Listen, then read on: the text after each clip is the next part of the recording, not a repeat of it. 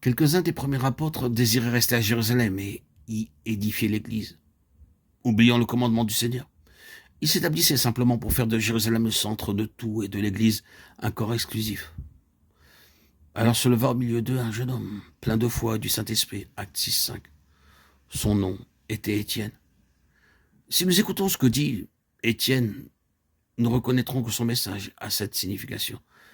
Ceci ne peut pas se faire.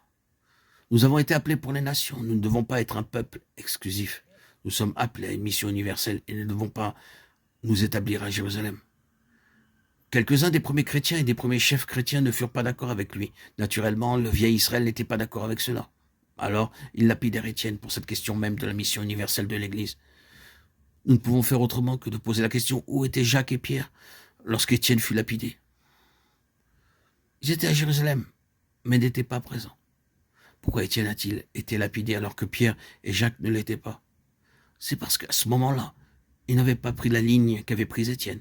Pour eux, Jérusalem était tout, et naturellement, l'ancien Israël ne voulait pas les lapider pour cela.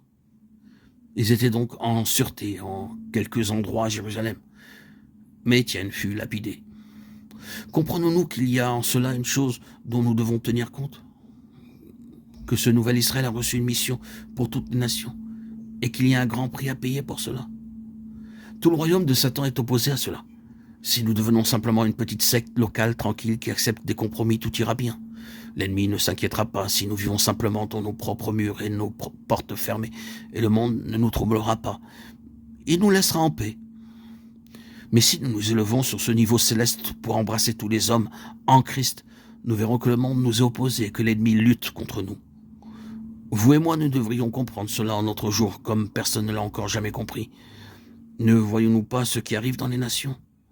Il ne reste pas un seul missionnaire dans de nombreux continents et pays.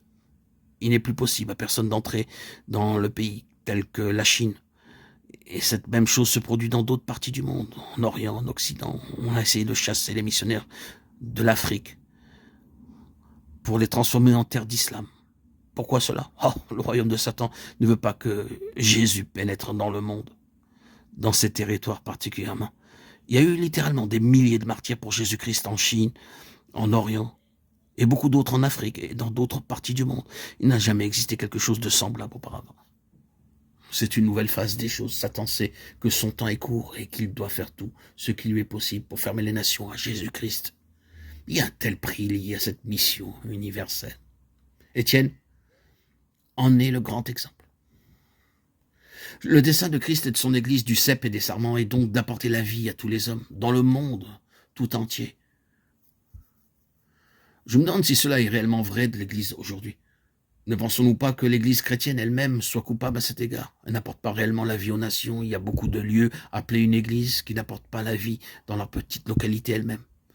C'est une contradiction de Christ. Mais il est très facile de penser à cela objectivement. Cela doit toucher chacun d'entre nous.